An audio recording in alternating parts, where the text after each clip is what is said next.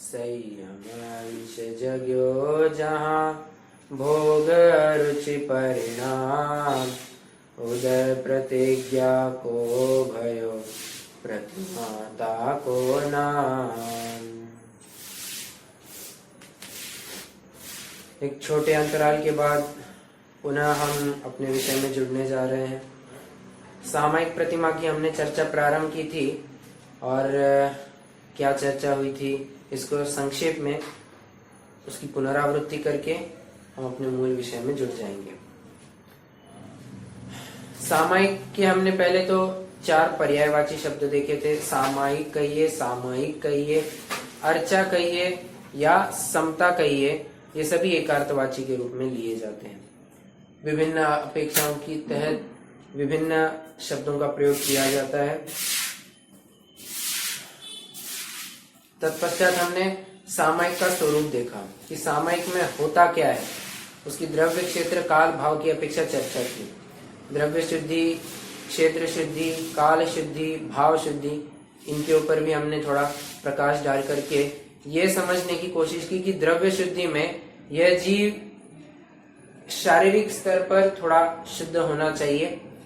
दूसरा, क्षेत्र की भी शुद्धि होनी चाहिए। क्षेत्र शुद्ध कह करके यहाँ पर किसी गटर नाली की बात नहीं कर रहे हैं। क्षेत्र शुद्धि कह करके यहाँ पर मुख्यतः ऐसी समझनी है कि शून्यागार और विमोचितावास, ये आचार्यानुवृत्ति जो भावनाएं है ना, बस आप उस कंसेप्ट को यहाँ पर ले सकते हैं कि दुर्जनों से शून्य स्थान पर रहना, जहां पर ज्यादा चहचह पहपह किचपिच ना हो हल्ला ना हो, एकांत स्थान हो, ऐसे स्थान पर जाकर के सामायिक करना।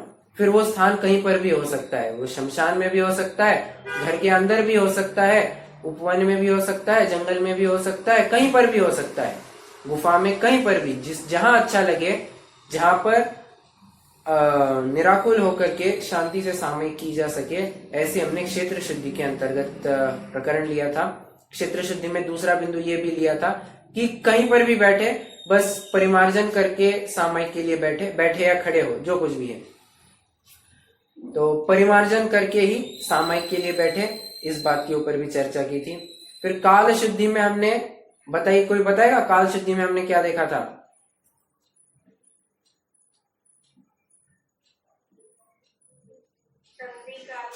करेक्ट। संधि कालों में सामायिक करना, ये हमने काल शुद्धि में लिया था, या फिर काल की अपेक्षा सामायिक की चर्चा।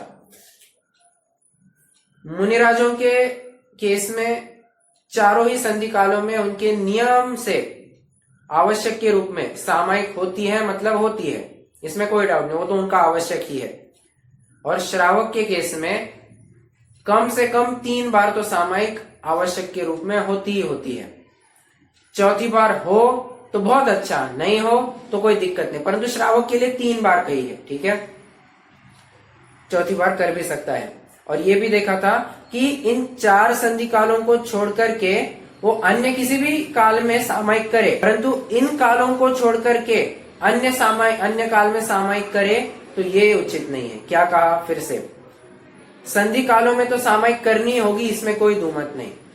उसके अलावा और कुछ करना चाहे तो सहर्ष से स्वीकृत है ये बात, परंतु संधि कालों की सामायिक को टाल करके अन्य काल में वो सामायिक करना चाहे तो ये स्वीकृत नहीं है। सबसे पहली कंडीशन संधि कालों की है, ठीक है। और भाव शुद्धि में हमने ये लिया था कि परिणामों की विशेष उज्ज्वलता होनी चाहिए, प्लस हमने वो तजिममता समता गए, इस पद के ऊपर काफी चर्चा की थी कि किस प्रकार समता परिणामों को धारण करके यह जीव सामायिक में बैठता है। समता परिणाम किस किस प्रकार से हो सकते हैं, समसत्तु बंधु वग्गो आदि गाथाएं, छंद, कुछ पंक्तियों के आधार से हमने इस विषय को समझा था।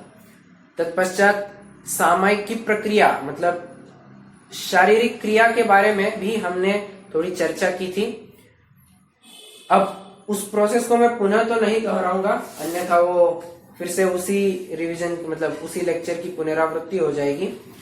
अभी तो अपन थोड़ा आगे बढ़ने की कोशिश करेंगे। किसी को यहां तक के प्रकरण में कोई शंका है?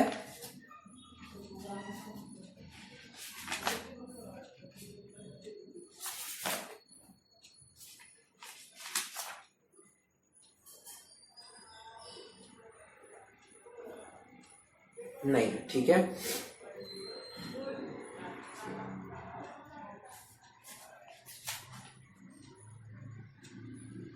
अच्छा मुझे बस एक ये बात भी बता दीजिए, क्या हमने इस बिंदु पर प्रकाश डाला था कि सामायिक चारित्र और सामायिक आवश्यक क्या चीज है? क्या इस विषय पर भी हमने चर्चा की थी? मुझे इतना एग्जैक्टली याद नहीं आ पा रहा है। मतलब कोई मत ये कहता है कि हमारे तो सामायिक निरंतर पलती है, तो हमें अलग से सामायिक करने की जरूरत नहीं है। तो ये प्रकरण लिया था क्या मैंने? अरे कुछ तो बोलिए। हाँ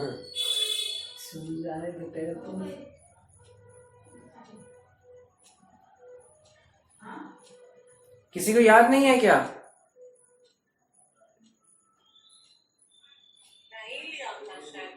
नहीं लिया था। ठीक है, चलिए अभी ले लेते हैं। देखिए, तो पॉइंट ऐसा है, मतलब थोड़ा सा हट करके है। मुनेरा जो, अरे लिया था, याद है, याद आया, लिया था मैंने ये। चलिए फिर से ले लेता हूं मैं। देखिए, ये थोड़ा सा मुनियों के स्तर पर लागू होगा, परंतु किसी मात्रा में हम ये श्रावक के केस में भी घटित कर सकते हैं।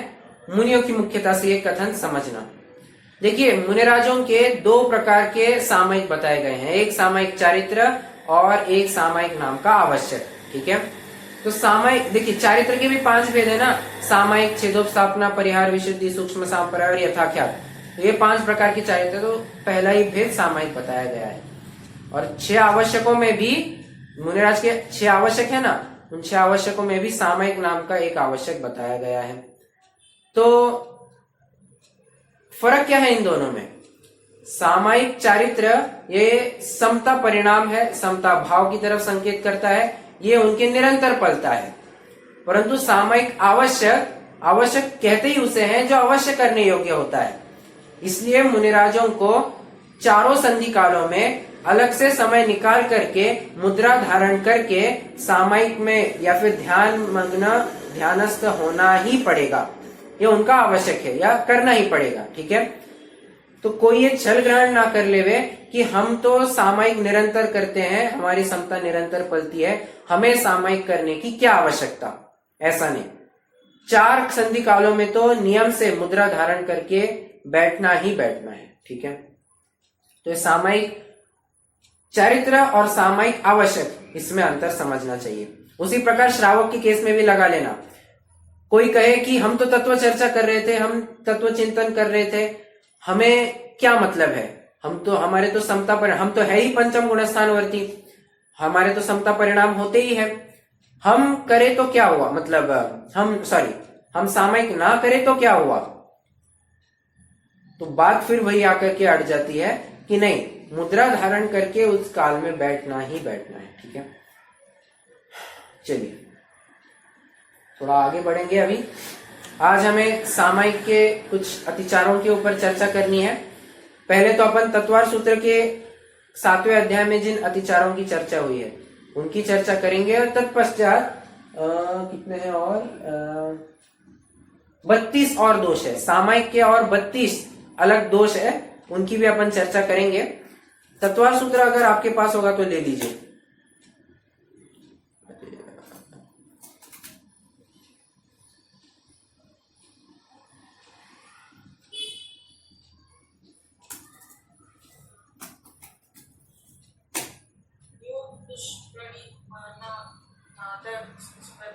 अरे रुकिए रुकिए रुकिए, कहाँ हो गया आपने?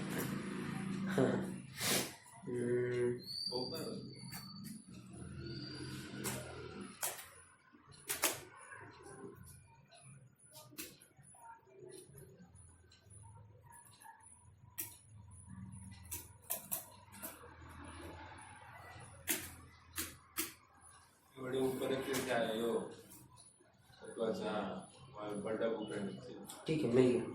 हाँ जी, 33वां सूत्र है, योग दुष्प्रणिधाना नादर स्मृत्यनुपस्थानानि।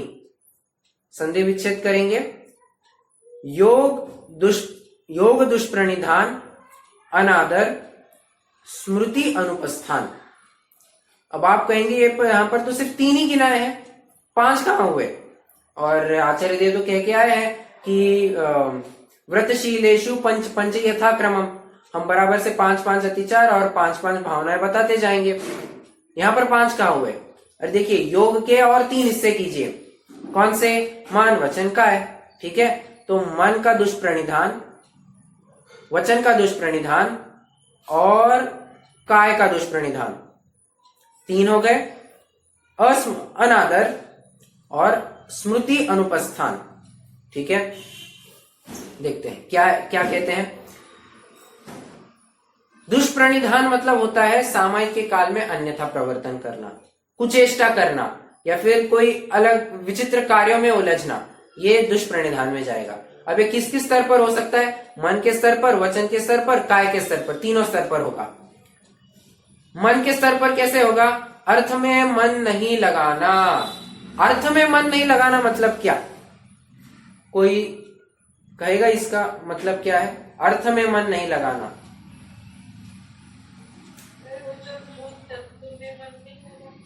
ओके, आप ऐसा भी ले सकते हैं, जो प्रयोजनभूत तत्वों का चिंतन चल रहा था उसके चिंतन में वो मन नहीं लगाता है, अन्य विषयों में मन लगाता है। ओके, ये एक पॉइंट हो सकता है। और किस प्रकार से हो सकता है बोलिए?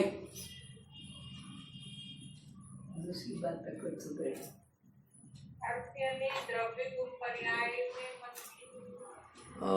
नहीं, वो तो 7 तत्व कहकर के किसी न किसी प्रकार से द्रव्य गुण पर्याय की तो बात आ ही जाती है। अब देखिए मैं थोड़ा सा एक अर्थ करने की कोशिश करता हूं।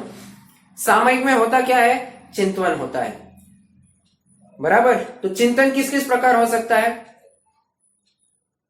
क्या ऐसा नहीं हो सकता कि वो कोई एक पर्टिकुलर छंद अपना ध्यान में रखे और उस छंद का क्या अर्थ है उस अर्थ के ऊपर विचार करें कि ओहो इस श्लोक का, इस गाथा का, इस छंद का तो ये अर्थ बनता है, इस प्रकार से उसका भाव भाषण करे, उसका अर्थ समझ करके उसका भाव भाषण करे।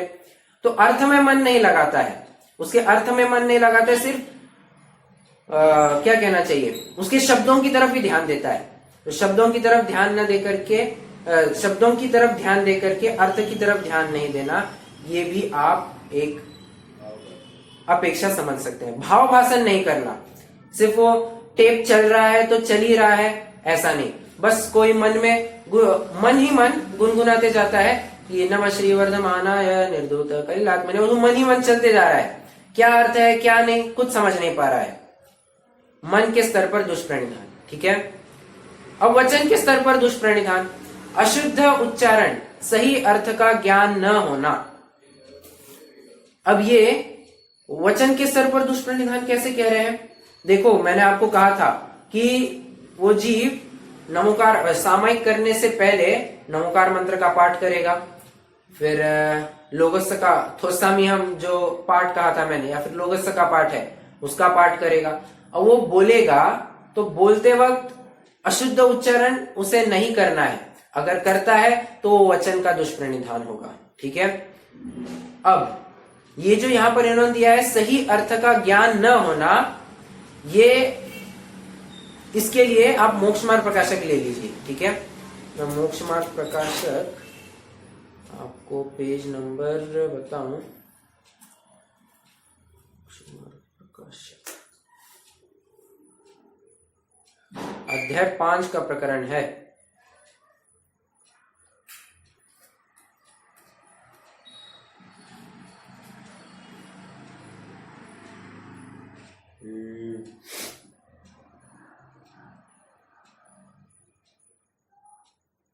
अच्छा चलिए एक काम करते हैं, अपना पहले अतिचार पूरे करते हैं, फिर अपन मोक्षमार्ग प्रकाशक की चर्चा करेंगे। बट तब तक आप लेकर के जरूर बैठिए, श्वेतांबर मत खंडन के प्रकरण में हमें कुछ अंश पढ़ना है। ठीक है, अब काय का दुष्प्रणिधान, काय के दुष्प्रणिधान की बात कर रहे हैं। शरीर के अंगोपांगादि को निश्चलता रहित रखना, बार बार वो हिलते रहता है, बस ऐसे सामयिक में बैठा है चल रहा है, मच्छर आ गया उसको हिलाने की, दूर भगाने की कोशिश कर रहा है। अब ध्यान रखना यहां पर उसको सर्व प्रकार से परिचय सहन करने की भी एक एक अवसर उसके पास आ गया है कि हाँ बाबा हमें परिचय सहना चाहिए, हमें आगे जाकर के मुनि बनना है, तो वहां पर तो ऐसी अनुकूलता नहीं होगी, हम घर में तो बैठे रहेंगे नहीं, हम तो जंगल में होंगे, वहां पर और विकृत अवस्था होगी, वहां पर और खराब अवस्था होगी। तो अभी से ही मुझे चाहिए कि मैं परिचय सहन करने की आदत डाल दूं। परंतु नहीं, उसको शरीर में गाढ़ा एकत्व पड़ा है, तो बस खुजलाते रहेगा या कुछ करते रहेगा, बहुत गर्मी हो रही है, थोड़ा पंखा मतलब ऐसे ऐसे कुछ करेगा, गया, उसके सामायिक में अतिचार लग गया। ठीक है, अब अतिचार लग गया मतलब जरूरी नहीं कि वो कोई क्रिया करे ही करे, वैसे करने का विचार भी आया तो भी अतिचार में जाएगा। ये कितने जन समझ रहे हैं? वैसे अगर सिर्फ मच्छर बहुत जोर से काट रहा है, हमें तो हल्का सा परिणाम लगे, यार अच्छा होता है अगर मच्छर कोई दूर भगा देता, अतिचार लग गया यहीं पे, तो काय के माध्यम से कुछ करने की जरूरत नहीं है, मन के स्तर पर हो गया ना, खत्म, वो भी अतिचार में आएगा, विचारणीय बिंदु है। ठीक है,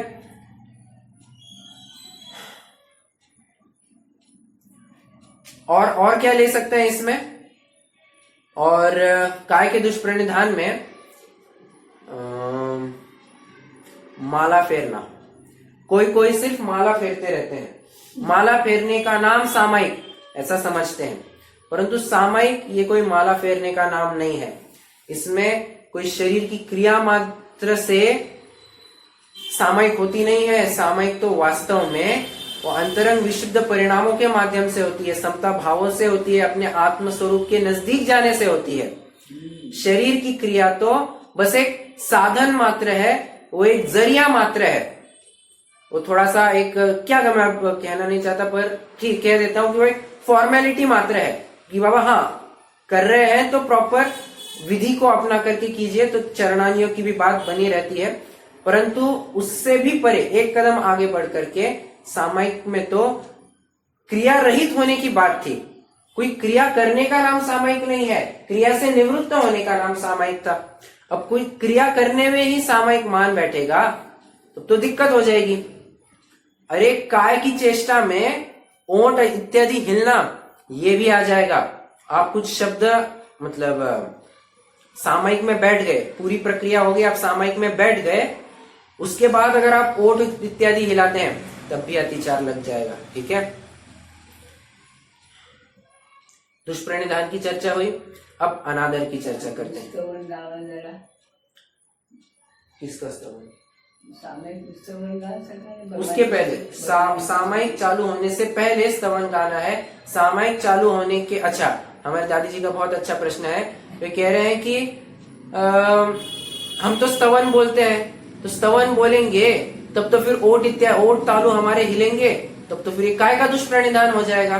तो ऐसा नहीं समझना, मैं कह रहा हूं सामायिक चालू करने से पहले वो पाठ इत्यादि पढ़ लिए जाए, सामायिक चालू होने के बाद कुछ नहीं हो, सामायिक चालू होने के बाद निश्चल अवस्था ही होनी चाहिए, फिर किसी भी प्रकार से कुछ क्रिया नहीं होनी चाहिए। हाँ, श्वासोच्छ्वास चलता रहेगा, अब उसको कुछ कर नहीं सकते हैं, वो तो अशक्य अनुष्ठान के रूप में चलता है, अब सांस तो रोक सकते हैं नहीं, तो अब उतना तो एक्सेप्शन अपन को पढ़ करके चलना ही पड़ेगा। अनादर, चौथा अतिचार है अनादर, उत्साह रहित सामायिक करना, मरे मन से, ओह चलो यार अब तो इतना अच्छा मन लगा था स्वाध्याय में, क्या करे अभी, चलो बैठ जाओ, सामायिक का समय हो गया है, बैठ जाओ। वो बस एक क्रिया पूर्ति कर रहा है, क्रिया की पूर्ति कर रहा है, तो इस क्रिया की पूर्ति से भी कोई सामायिक नाम नहीं पाएगा। जरूरी है उत्साह से, ओहो चलो अब समय हो गया है, मुझे तो अपने आत्म स्वरूप में लीन होना चाहिए, कुछ पौना घंटा 1 घंटे के लिए, मतलब अंतर मुहूर्त के आसपास समय के लिए, मैं आसपास माने अंतर मुहूर्त समय के लिए कम से कम तो मैं अपने आत्म स्वरूप का चिंतन करूं। कितनी देर में इस बाहर विषयों में उलझा रहा हूं। स्वाध्याय भी तो किसी एक प्रकार से, किसी एक अपेक्षा से विषय ही तो है, उस विषय से भी हट करके हमें सामायिक में बैठना चाहिए। ठीक है, तो उत्साह सहित सामायिक की जानी चाहिए, ना कि उत्साह रहित होकर के। कोई ये कहेगा कि नहीं हमें तो स्वाध्याय में इतना मन लगा था, तो क्या सामायिक में जाना जरूरी है? मैं कहता हूं हाँ, और वो भी उत्साह पूर्वक जाना जरूरी है। ऐसा नहीं कि बस चल दिए हैं। क्यों? स्वाध्याय भी तो एक अच्छी चीज है और सामायिक भी अच्छी चीज है, पर ध्यान रखना सामायिक के बिना स्वाध्याय की कोई सार्थकता नहीं हुआ करती है। देखिए, मैं आपको 2 वाक्य कहता हूं। स्वाध्याय बिना सामायिक संभव नहीं। हाँ, एक पर्टिकुलर पॉइंट तक आपको स्वाध्याय करना ही पड़ेगा। क्यों? अरे चिंतन क्या करना है इसी के बारे में हमें पता नहीं है, कुछ कंटेंट ही नहीं है हमारे पास, क्या सामायिक करेंगे? ठीक है, इसलिए स्वाध्याय मतलब क्या चिंतन किया जाता है, क्या विषय आता है, इसके लिए कुछ जानकारी चाहिए। उस चिंतन के लिए मैटर तो चाहिए, डेटा तो चाहिए। तो डेटा कैसे मिलेगा? स्वाध्याय करने से। परंतु सिर्फ डेटा कलेक्ट करने से स्टोरेज बढ़ता जाएगा, उसका एप्लीकेशन तो कुछ हो नहीं पाएगा ना, उसका कुछ मतलब ही नहीं है। मतलब तो तभी होगा जब वो ग्रहण किए हुए ज्ञान को हम अप्लाई करने की कोशिश करें। इसलिए सिर्फ स्वाध्याय ही करते रहना ये भी उचित नहीं है। जरूरी है स्वाध्याय में भी एक ब्रेक लगा करके सामायिक में चले जाए। क्यों? सामायिक बिना स्वाध्याय की सार्थकता नहीं हुआ करती। मैं फिर से वो 2 लाइनें कहता हूं, रिपीट। स्वाध्याय बिना सामायिक संभव नहीं और सामायिक बिना स्वाध्याय सार्थक नहीं। ठीक है, इसलिए सामायिक करना जरूरी है। कितना भी इंटरेस्ट क्यों ना आया हो, सामायिक में इंटरेस्ट लाना ही पड़ेगा। और लाना पड़ेगा ये तो थोड़ी बहुत उपचार की भाषा हो गई। उत्साह आ जाएगा वो तो ऐसी बात है। इस स्तर पर तो सामायिक प्रतिमा में पहुंचे वाले जीव की तो सामायिक में उत्साह आ जाता है, उसको लाना नहीं पड़ता। ठीक है, अनादर की चर्चा हो गई। और स्मृति अनुपस्थान, एकाग्रता के अभाव में पाठ आदि को भूल जाना। भूल गए, पाठ करना ही भूल गए, सीधा सामायिक के लिए बैठ गए। नहीं, जो कहा है उस विधि को फॉलो करके ही हम सामायिक में बैठे। ठीक है, देखिए अब चरणानियोग की चर्चा चल रही है ना, तो चरणानियोग की चर्चा में प्रॉपर विधि के द्वारा किया गया कार्य ही स्वीकृत होगा। अगर आप विधि द्वारा किया गया कार्य नहीं करेंगे तो शायद मंजूर नहीं होगा। क्यों? क्योंकि चरणानियोग अपने स्तर पर भी आवश्यक है। अगर कोई, अब मैं थोड़ा सा एक देश उदाहरण देने की कोशिश करता हूं। अब देखिए, मुनि दीक्षा लेनी है, कोई कहेगा क्या फर्क पड़ता है, सिर्फ कपड़े उतार दिए, केश लॉन्च कर लिया, चल दिया, अपन ने मुनि दीक्षा ले ली। नहीं, प्रॉपर विधि होती है।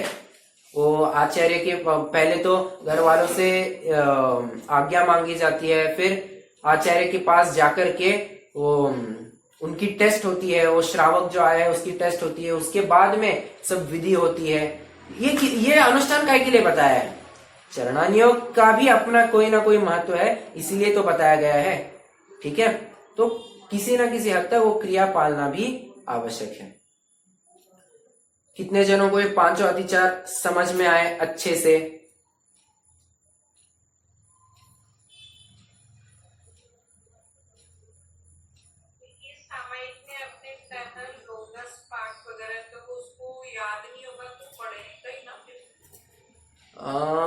हाँ, तो फिर वो तो काय की चेष्टा हो जाएगी। मैं वही तो कह रहा हूँ, सामायिक के पहले करने की ये सब बातें हैं। आप सामायिक में मत लगाइए, सामायिक के पहले की बात है ये। टोटल सामायिक कितनी देर होगी? जैसे तो उसका 15-20 मिनट और जोड़ना पड़ेगा।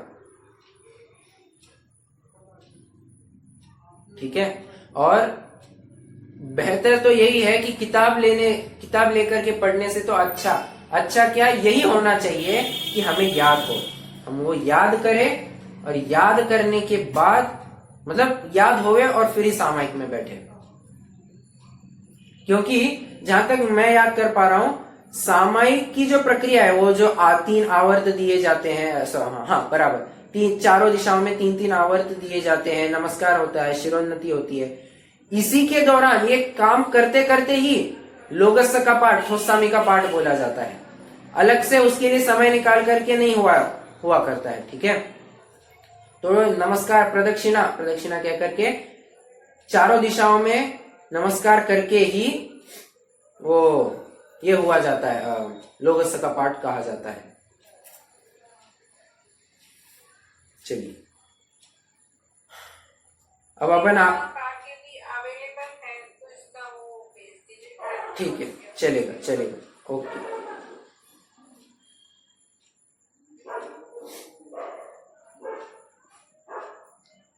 देखिए अब आइए हम अपने मोक्षमार्ग प्रकाशक में, मैंने आपको कहा था कि हम कुछ प्रकरण पढ़ेंगे, तो पहले अपन मोक्षमार्ग प्रकाशक से कुछ प्रकरण पढ़ते हैं, फिर जो मैंने आपको कहा था कि 32 अन्य अंतरायों की, मतलब इनसे हट करके कुछ 32 अंतराय है, उनकी भी चर्चा करेंगे।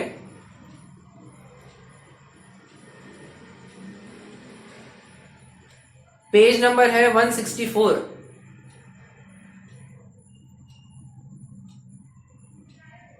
एक 164।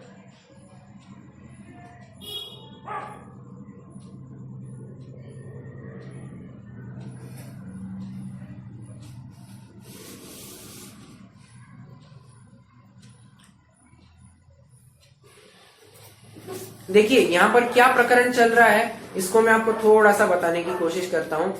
यहां पर एक काम करते हैं, चलिए वो पैराग्राफ से ही पढ़ते हैं अपन। लास्ट पैराग्राफ है, यहां कल्याण, पाप और उभय मिल गया सभी को? ओके। यहां कल्याण, पाप और उभय, यह तीनों शास्त्र सुनकर जाने, ऐसा कहा है। सो उभय तो पाप और कल्याण मिलने से होगा, सो ऐसे कार्य का भी होना ठहरा। वहां पूछते हैं कि धर्म, केवल धर्म से तो उभय हल्का है ही, और केवल पाप से उभय बुरा है या भला है? यदि बुरा है तो इसमें तो कुछ कल्याण का अंश मिला है, पाप से बुरा कैसे कहे? देखिए दो बातें हैं। उभय मतलब क्या? उभय मतलब कह रहे हैं जहां पर कल्याण मतलब फिलहाल पुण्य लेकर के चलिए, ठीक है? तो पुण्य और पाप मिलकर के उभय, ठीक है? कह रहे हैं कि अगर धर्म से उभय हल्का है और केवल पाप से उभय, अच्छा हाँ, पुण्य की अपेक्षा तो उभय हल्का ही जानना, ठीक है? परंतु प्रश्न पूछते हैं कि पाप की अपेक्षा उभय अच्छा है या बुरा है? मात्र पाप की अपेक्षा उभय अच्छा है या बुरा है? तो यहां पर दो केस खड़ी कर रहे हैं। कह रहे हैं अगर तुम अच्छा कहोगे, सॉरी तुम यदि बुरा कहोगे, तो हम कहते हैं इसमें तो थोड़ा कल्याण का अंश मिला हुआ है, पुण्य का अंश मिला हुआ है, पाप से बुरा कैसे कहते हो? बराबर। और यदि तुम भला कहते हो तो केवल पाप को छोड़कर ऐसे कार्य करना ठहरा, ठीक है? सिर्फ पाप को छोड़ दो ना, उभय कार्य को करते जाओ। तथा युक्ति से भी ऐसा ही संभव है। कोई त्यागी होकर मंदिर आदि नहीं बनवाता है, वह सामायिक आदि निर्वध्य कार्यों में प्रवर्तता है, तो उन्हें छोड़कर प्रतिमादि कराना, वो पूजन आदि करना उचित नहीं है। परंतु कोई अपने रहने के लिए मकान बनाए, उससे तो चैत्यालय आदि करवाने वाला हीन नहीं है। हिंसा तो हुई, परंतु उसके तो लोभ पापानुराग की वृद्धि हुई, और इसके लोभ छूटकर धर्मानुराग हुआ। तथा कोई व्यापार आदि कार्य करे, उससे तो पूजन आदि कार्य करना हीन नहीं है। वहां तो हिंसादि बहुत होते हैं, लोभादि बढ़ता है, पाप की ही प्रवृत्ति है। यहाँ हिंसादि भी किंचित होते हैं, लोभादि घटते हैं, और धर्मानुराग बढ़ता है। मतलब कहने की बात यह है कि सबसे ऊपर कल्याण, उसके नीचे उभय, और उसके नीचे पाप, ठीक है? आगे, इस प्रकार जो त्यागी न हो, अपने धन को पाप में खर्चते हो, उन्हें चैत्यालय आदि बनवाना योग्य है। और जो निर्वध्य सामायिक आदि कार्यों में उपयोग न लगा सके, उनको पूजन आदि करने का निषेध नहीं है, निषेध नहीं है, ठीक है? मतलब कह रहे तुम सामायिक नहीं कर रहे हो तो बेहतर है तुम पूजन आदि कर लो, ठीक है? पर जब पूजन आदि नहीं कर रहे हो तो फिर सामायिक में फिर से चले जाओ, ठीक है? आगे, फिर तुम कहोगे निर्वध्य सामायिक आदि कार्य ही क्यों करे, क्यों न करे? धर्म में काल लगाना, वहां ऐसे कार्य किस लिए करे? यदि शरीर द्वारा, देखिए उत्तर क्या देते हैं, यदि शरीर द्वारा पाप छोड़ने पर ही निर्वध्यपना हो तो ऐसा ही करे, परंतु परिणामों में पाप छूटने पर निर्वध्यपना होता है। कितने जनों ने ये लाइन को समझा? निर्वध्यपना मतलब निष्पापपना। ठीक है, फॉर योर अंडरस्टैंडिंग। अपेक्षा रहित, क्या? निर्वध्य बने। नहीं, निर्वध्य माने निष्पाप। कितने जन समझ रहे हैं? ए, क्या बात है, कोई रिस्पॉन्ड नहीं कर रहा? 3 दिन की छुट्टी में सब सुस्ता गए क्या? मैं बाहर हूँ, क्या कहा?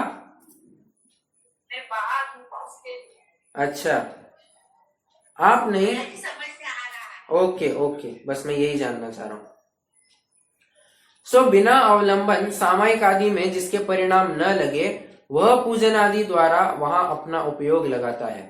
वहां नाना प्रकार के अवलंबन द्वारा उपयोग लग जाता है। यदि वहां उपयोग न लगाए तो पाप कार्यों में उपयोग भटकेगा और उससे बुरा होगा, इसलिए वहां प्रवृत्ति करना युक्त है। देखिए देखिए क्या कह रहे हैं। अगर कह रहे हैं तुम अगर सामायिक आदि कार्य कर रहे हो बेस्ट, तब तो फिर हम तुमको पूजन आदि से भी छुटकारा मिला दे रहे हैं। स्वाध्याय मत करो, शास्त्र स्वाध्याय मत करो, प्रवचन मत दो, पूजन मत करो, दान मत दो, कुछ मत करो, तुम तो सामायिक करो, हम तो उसी के लिए तुम्हें प्रोत्साहित करेंगे। परंतु तुम्हारा सामायिक आदि कार्यों में मन नहीं लग रहा है, तब क्या करना? तब फिर एक काम करो, आओ यहाँ पे पूजन करो, स्वाध्याय करो, बराबर शुद्धि का भोजन बनाओ, तो इन सब कार्यों में उलझाया जाएगा। पाप में प्रवृत्ति कभी भी नहीं कराई जाएगी। देखिए देखिए, एक उदाहरण देता हूं मैं आपको। कोई एक बच्चा है, वो अपनी मम्मी को पूछता है, मम्मी कोई काम है? वो मम्मी कहती है नहीं बेटा, जाकर के पढ़ाई करो। बच्चा क्या कहता है? नहीं मम्मी, मेरी पढ़ाई हो गई है, अगर तुम मुझे कुछ काम नहीं देती हो तो मैं बाहर खेलने जा रहा हूं। मम्मी कहती है एक काम करो, यहाँ पर आओ, ये लो, ये सब्जी सुधार करके दे दो मुझे। एक काम करो, ये पानी की बाल्टी यहां से वहां रख दो। छोटे मोटे काम कर दिया, हाँ अब तुम जा सकते हो। फिर पापा को पूछा, ऐसे ही हर एक को, घर के हर एक सदस्य को पूछा, कुछ काम करना है? सभी कहते थे नहीं करना है, तुम पढ़ाई करो, इतना ही कहते थे। और वो बच्चा कहता नहीं मैं तो अभी खेलने जाऊंगा। तो खेलने जाऊंगा कह करके सब उसको काम दे देते। बस ऐसा ही सिद्धांत हमें यहां पर भी घटित करना है। कोई जीव शुद्धोपयोग से बाहर उठ करके निकलने लग गया, तभी मंदिर जी से एक आवाज, मतलब मैं थोड़ा हाइपोथेटिकल एग्जांपल आपके सामने रख रहा हूं, तभी मंदिर में से एक आवाज निकलती है। भगवान कहते हैं अरे कहां जा रहा है तू? वो कह रहा है चले हम विषय भोगों को भोगने। एक काम करो, यहाँ आओ, चलो वो थाली लो, ये थाली लो, चलो अक्षत डालो, जल डालो, धूप डालो, हाँ हो गया चलो। अब तो हम विषय भोगों में जाए। अरे अब तो फिर से लग जाओ काम में, सामायिक आदि कार्यों में लग जाओ। ठीक है, विषय भोगों में उलझना ये कभी भी संभव नहीं है। ठीक है, कितने जनों को उदाहरण समझ में आया? जी भैया जी आया। ओके, नहीं जा पाए तो शुरू में चले जाओ। करे पाप में तो कतई मत जाओ। निर्वध्य तो मीनिंग क्या होता है? निष्पाप।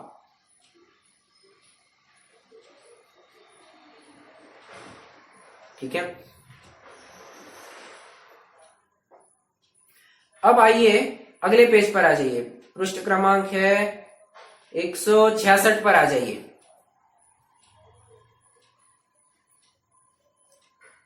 तीसरा पैराग्राफ,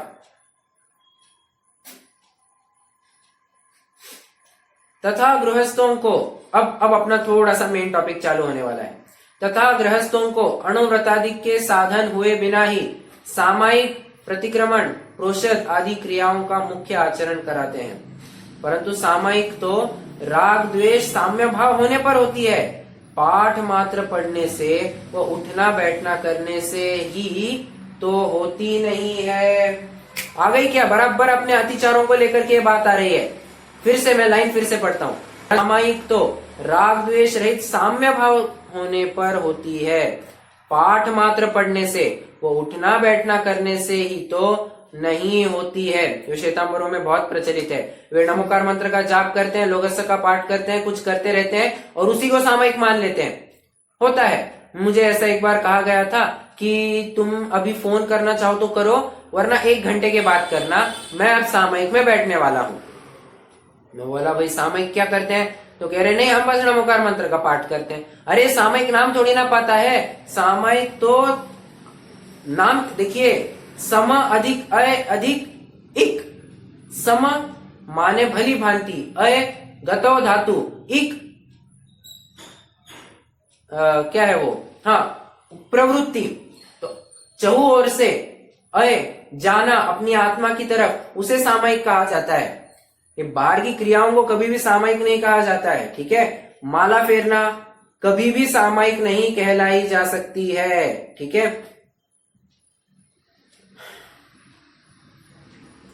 क्योंकि देखिए माला फेरने में कोई क्रिया से, मैं अभी अभी कह रहा था कि कोई क्रिया विशेष से सामयिक नहीं है।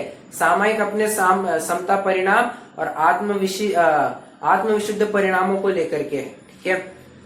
मैं एक पॉइंट कह रहा था, हाँ 2-3 कुछ छंद आते हैं इस संदर्भ में, मैं वो छंद आपको सुनाता हूं, बहुत अच्छे लगेंगे आपको। शायद आपने सुने भी होंगे, नहीं भी सुने होंगे, मैं आपको अभी बताता हूं। माला तो कर में फिरे, जीव फिरे मुख माय, मनवा फिर बाजार में, यह तो सुमिरन नाय। माला फेरत जुग गया, भयान आत्म फेर, कर का मन का छाड़ के, मन का फेर। चल एक क्षण भूल रहा हूं मैं, नहीं बराबर। देखिए क्या कह रहे हैं, माला तो कर में फिरे, जीभ फिरे मुख माय। कोई हाथ में माला लेकर के चल रहा है, बोल रहा है नमो अरहंताणम, नमो सिद्धाणम, नमो आयरी, चल रहा है उसका, चलते जा रहा है। और क्या कर रहा है, माला तो कर में फिरे, जीभ फिरे मुख माय, मुख में जबान भी फिर रही है, पर मनवा फिर बाजार में, ये मन तो पूरी दुनिया घूम करके आ गया। वो सोचते जा रहा है कि अरे ये घर वाली क्या कर रही होगी, घर वाले क्या कर रहे होंगे, बच्चा क्या कर रहा होगा, ओ सास ससुर क्या कर रहे होंगे, भोजन तो, अरे दूध तपाने को रखा था, उफन तो नहीं चला गया। बस इन्हीं विचारों में वो लगे रहता है। बाहर में देखिए यहाँ पर काय, वचन और मन तीनों को गर्भित किया है। क्रिया भी चल रही है, वचन भी चल रहे हैं, प्लस वो मन की विपरीत प्रवृत्ति भी दिखा रहे हैं कि तुम काम एक कर रहे हो और विचार दूसरे का कर रहे हो। यह तो सुमिरन ना, इसको कभी भी तुम सुमिरन, स्मरण, चिंतवन, सामयिक, समता भाव नहीं ही कह सकते। ये तो ऐसा हो गया कि प्रेजेंट बॉडी एब्सेंट माइंड, कुछ मतलब नहीं है। जहां आप शरीर के माध्यम से कहां पर उपस्थित है ये मायने नहीं रखता, अब मन के माध्यम से कहां उपस्थित है ज्यादा मायने तो ये रखता है, ठीक है। अब और दूसरी लाइनें तो ये है कि ये माला फेरत जुग भया, भयानातम फेर, ये माला तो जीव कब से फेरते आ रहा है, अनादिकाल चलता आ गया, माला ही माला फेरते जा रहा है और इस संसार माला में परिभ्रमण करते जा रहा है। भयान आत्म फेर, अपनी आत्मा का विचार कभी तो हुआ ही नहीं, तो करना क्या, कर का मन का छाड़ के, मन का फेर। मन का मतलब क्या, मन का मतलब क्या होता है, मन का मतलब कोई, हाँ करेक्ट, उसके मणि मोती जो कुछ भी कहिए आप, तो कह रहे हैं कर का मन का, वो हाथ की जो माला है तुम्हारी, उस माला की जो मणि है, उस मणियों को छोड़ दो, उन मन का को छोड़ दो, मन का फेर, और मन में तुम्हारा चिंतन चालू कर दो। बाहर में क्रिया चलने से तुम्हारा कोई फायदा नहीं होना है, ठीक है। देखिए बड़ा मिलता जुलता प्रकरण है, मैंने आपको अतिचारों को ध्यान में रखते हुए ये सब प्रकरण पढ़ाया है। पहला का प्रकरण हालांकि थोड़ा सा बेसिक था, बट स्टिल। अब आगे बढ़ते हैं। फिर कहोगे अन्य कार्य करता उससे तो भला है, सो सत्य, परंतु सामायिक पाठ में प्रतिज्ञा तो ऐसी करता है कि मन वचन काय द्वारा सावध्य को न करूंगा न कराऊंगा, परंतु मन में तो विकल्प होता ही रहता है और वचन काय में भी कदाचित अन्यथा प्रवृत्ति होती है, वहां प्रतिज्ञा भंग होती है। सो प्रतिज्ञा भंग करने से तो न करना भला है, क्योंकि प्रतिज्ञा भंग महापाप है। अब देखिए, अब मैं समझता हूं ये प्रकरण आपको समझ में आ गया होगा, बड़ा आसान था। अब अगला पैराग्राफ भी पढ़ते हैं, वो भी बहुत अच्छा है। फिर हम पूछते हैं, कोई प्रतिज्ञा भी न करता और भाषा पाठ पढ़ता है, उसका अर्थ जानकर उसमें उपयोग रखता है। कोई प्रतिज्ञा करे, मतलब कह रहे हैं कि कोई प्रतिज्ञा नहीं करता परंतु भाषा पाठ पढ़ता है और उसका अर्थ जानने की कोशिश करता है। कोई प्रतिज्ञा करे, उसे तो भली भांति पालता नहीं है और प्राकृत आदि के पाठ पढ़ता है, उसके अर्थ का अपने को ज्ञान नहीं है। बिना अर्थ जाने वहां उपयोग नहीं रहता, तब उपयोग अन्यत्र भटकता है। ऐसे इन दोनों में विशेष धर्मात्मा कौन?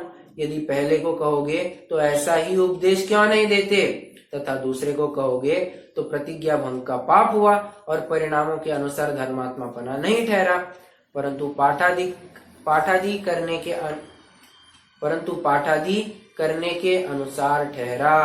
ठीक है, क्या कह रहे हैं? देखिए यहां पर दो लोगों को खड़ा कर रहे हैं। एक जो भाषा पाठ मतलब हिंदी का पाठ पढ़ रहा है और उसके अर्थ को समझ करके कर रहा है। ठीक है, वे एक ऐसा जीव, ये आप चाहे तो नोट भी कर सकते हैं या आपके लिए एक लाइफ लॉन्ग एक चार्ट के फॉर्म में बन जाएगा। ठीक है, तो पहले प्रकार का जीव कौन सा कह रहे हैं? भाषा पाठ पढ़ता है और उसका अर्थ समझता है। और दूसरे प्रकार का जीव कौन सा? वो प्रतिज्ञा। अच्छा, इसमें एक और पॉइंट ऐड करना कि पहले वाले जीव में प्रतिज्ञा नहीं ली है। ठीक है, प्रतिज्ञा नहीं ली है, भाषा पाठ पढ़ रहा है परंतु अर्थ सहित पढ़ रहा है। तीन बातें। अब दूसरे जीव की तीन स्थितियां देखिए। प्रतिज्ञा ली है, प्राकृत का पाठ पढ़ रहा है, परंतु प्राकृत माने मूल भाषा का पाठ पढ़ रहा है, परंतु बिना शुद्ध उच्चारण और बिना अर्थ समझे पढ़ रहा है। ठीक है, ये तीन बातें हो गई। प्रश्न है, इन दोनों में से श्रेष्ठ कौन? इन दोनों में से विशेष धर्मात्मा कौन है? अगर आप पहले वाले को कहते हैं तो प्रश्न ये उपस्थित हुआ, हर जगह फिर भाषा पाठ का ही उपदेश देना चाहिए था, प्राकृत में पढ़ने का उपदेश ही क्यों दिया? कितने जन समझे पहले पॉइंट को? कितने जन समझे? प्राकृत में पढ़ाई क्यों रहे हैं? हिंदी में ही पढ़ने, भाषा पाठ में ही पढ़ा देते। ये पॉइंट समझ में आया? ओके, अब आइए दूसरे ग्राउंड पर आइए, या फिर दूसरे छोर पर आइए। वो कहता है कि अच्छा, इसको तो हमने थोड़ा साइड में कर दिया, अब दूसरे वाले को निपटते हैं। कहते हैं कि अगर तुम दूसरे वाले को महात्मा कहोगे तो फिर दिक्कत खड़ी हो जाएगी। क्या होगा? ऐसे कि तुम्हारे पाठ के उच्चारण किस भाषा में पढ़ रहा है, उस भाषा को लेकर के धर्मात्मापना ठहरेगा। परिणामों में कितनी विशुद्धता है, उस विशुद्धता को लेकर के धर्मात्मापना ठहरेगा ही नहीं। फिर से अगर हम दूसरे वाले जीव को श्रेष्ठ समझते हैं, तब तो धर्मात्मापना किसी पाठ आदि पढ़ने से हो गया, परिणामों की विशुद्धता से कोई धर्मात्मापना हुआ ही नहीं। ठीक है, और वो प्रतिज्ञा भंग का पाप भी हुआ। इसीलिए दोनों भी नहीं होने चाहिए, बराबर से अर्थ भी समझते आना चाहिए और प्राकृत में ही पाठ पढ़ा जाना चाहिए। ठीक है, इस प्रकार अपना उपयोग जिस प्रकार निर्मल हो वह कार्य करना, सद सके वह प्रतिज्ञा करना, जिसका अर्थ जाने वह पाठ पढ़ना, पद्धति द्वारा नाम रखाने में लाभ नहीं है। कोरे just completing the rituals is not at all the concept of सामायिक। वो सब क्रिया, अरे सामायिक क्या, पूरे जैन दर्शन में क्रियाकांड, क्रियाकलाप, रिचुअल्स या फिर प्रथाओं को पूर्ण करना, उनकी पूर्ति करना, ये कोई जैन दर्शन का नाम नहीं है। जैन दर्शन इससे अलग है। ठीक है,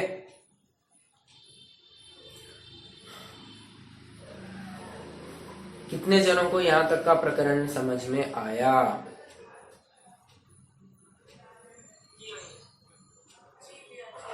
ओके। हो देखिए, वैसे अभी समय तो हो गया है। मैं चाहता हूं कि अपन इन 32 अंतरायों की चर्चा कल कर लें, तो इसी के साथ अपन सामायिक प्रतिमा को भी पूर्ण कर सकेंगे। राइट, सामायिक प्रतिमा को अपन पूर्ण कर सकेंगे। जी आखड़ी का क्या मतलब होता है? आखड़ी आखड़ी आखड़ी इसी में वो आगे लिखा हुआ था तथा आखड़ी लेने का भाग तो अन्य कोई पड़ता है, अंगीकार अन्य करता है। आखड़ी बाधा होता है ना, आखड़ी लेना बाधा। पेज 167 नहीं, आ गया, मिल गया मुझे। आखड़ी लेना मतलब प्रतिज्ञा लेना, बराबर। वो दूसरे प्रतिज्ञा देते हैं अपने को, हम अपने मन से नहीं लेते। हाँ। तो सामने वाला अपने को वैसे करता है कि आपका ये प्रतिज्ञा है। राइट, अच्छा, ये श्वेतांबर का शब्द है, बराबर। मतलब दूसरा कोई अपने को प्रतिज्ञा देता है ऐसा। हाँ, ठीक है, चलिए। तो सिर्फ यदि इस सामायिक में मतलब टोटल जैसे एक अंतर मुहूर्त करना है, मतलब 2 घड़ी है ना। हाँ, तो कितनी देर पाठ करेगा, कितनी देर वो चिंतन में जाएगा? देखिए, चिंतवन का समय आपको अंतर मुहूर्त निकालना है, फिर वो पाठ इत्यादि कितना भी करे, पर जरूरी है कि वो पाठ जल्दी से जल्दी रैपअप कर ले 10 से 15 मिनट में। 10-15 मिनट भी बहुत हो गए, 10 मिनट मेरे हिसाब से शायद काफी है। 10 मिनट में वो सब आवर्त आदि लेकर के, पाठ आदि पढ़ करके सामयिक में बैठ जाना चाहिए। चिंतन का काल आपको एक अंतर मुहूर्त अलग निकालना है। पर इतनी देर तो चिंतन में जाएगा क्या मन? अरे, ये अपन को ऐसे लगता है कि चिंतन में क्या जाएगा, ज्ञानी को जाकर के पूछना चाहिए उसके पास कंटेंट कितना है, और जरूरी नहीं है कि वो हर बार कंटेंट तो अपने पास भी बहुत है, लेकिन विपरीत कंटेंट है। हाँ, तो कंटिन्यूस चालू है। राइट, ये भी बात उतनी सही है। ज्ञानी ने सिर्फ रेलेवेंट डेटा स्टोर करके रखा है, इररेलेवेंट डेटा उसने स्टोर ही नहीं किया है, बराबर। और ऐसा भी जरूरी नहीं है कि वो क्या कहूं मैं, ज्यादा डेटा होना चाहिए। अच्छा, ज्यादा डेटा होना चाहिए ज्ञानी के पास, ज्यादा विषय होना चाहिए उसके पास, ऐसा भी जरूरी नहीं है। वो एक ही विषय को अन्य 1000 प्रकार से विचार करे। जरूरी है क्या मेरे पास 1000 दिन सामायिक करने के लिए 1000 अलग अलग विषय होने चाहिए? कोई जरूरी नहीं। मैं एक ही विषय को 1000 अपेक्षाओं से विचार करूं, 1000 प्रकार से चिंतन करूं, हो गए मेरे 1000 दिन की सामायिक हो गई। समझ रहे हैं क्या? तो चिंतन करने की ऐसे कर सकते हैं ना कि खाली समझ लो कि भगवान का चरित्र अपने याद करके वो सब उसका जिक्र कर सकते हैं, वो सब कर सकते हैं ना अपने भी। हाँ, बिल्कुल बिल्कुल, पंच परमेष्टि का स्वरूप विचार करके। आप समझ लो कि अभी ये जो सुना है तो बैठ के तो वो सब याद करके उसके ऊपर चिंतन करके वो याद वो कर सकते हैं। हो सकता है, कोई दिक्कत नहीं। जो पढ़ा है, जो सुना है, उसी का चिंतन मंथन ये सब चलते रहता है सामायिक में। ओके, चलिए, कोई और प्रश्न है आपको?